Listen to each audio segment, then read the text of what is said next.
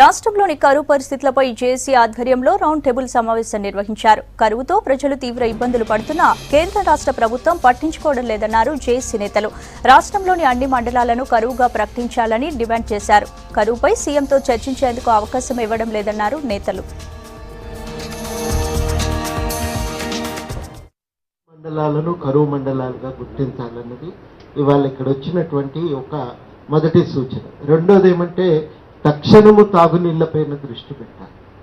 దానిపైన అందరూ కూడా అన్నది ఏంటంటే ఉన్న నీటి నిల్వలను ప్రభుత్వం నియంత్రణలో పెట్టుకోవాలి. అది బోరు కానీ చెరువు కానీ ఇతర ఏ రూపకమైన నీటి నిల్వలైనా వాటిని తాగునీటి అవసరం కోసమే ప్రణాళికాబద్ధంగా ఉపయోగించాలి. మూడవది పశువులకు కూడా నీళ్లు మేతలు తొట్లు కట్టి పశువులకు నీళ్ళు ఇవ్వాలి, మేతలు సరఫరా చేయాలి.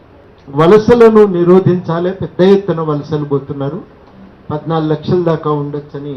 ఈ వలసలను నిరోధించడం కోసం అని చెప్పి ఉపాధి హామీ పనులను అమలు చేయాలి. మొత్తం మీద ఆగకుండా ఉపాధి హామీ పనులు అమలు కావాలి. కరువు విలయతాండవం ఆడుతున్నది.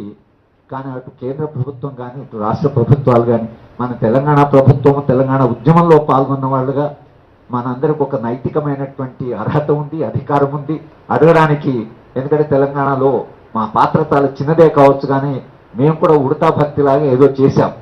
కానీ నేను అనుకోవడం ఏంటంటే ఈ కరువు విషయంలో ఇప్పుడు మనం ఏవైతే డిమాండ్స్ పెట్టామో ఆ డిమాండ్స్కు సంపూర్ణంగా మద్దతు ఇస్తూ రామయ్య గారు ప్రజలు నీరసపడిపోయారన్నాడు. 86 ఏళ్లలో ఆయన ఎంత విప్లవకారుడో ఇప్పుడు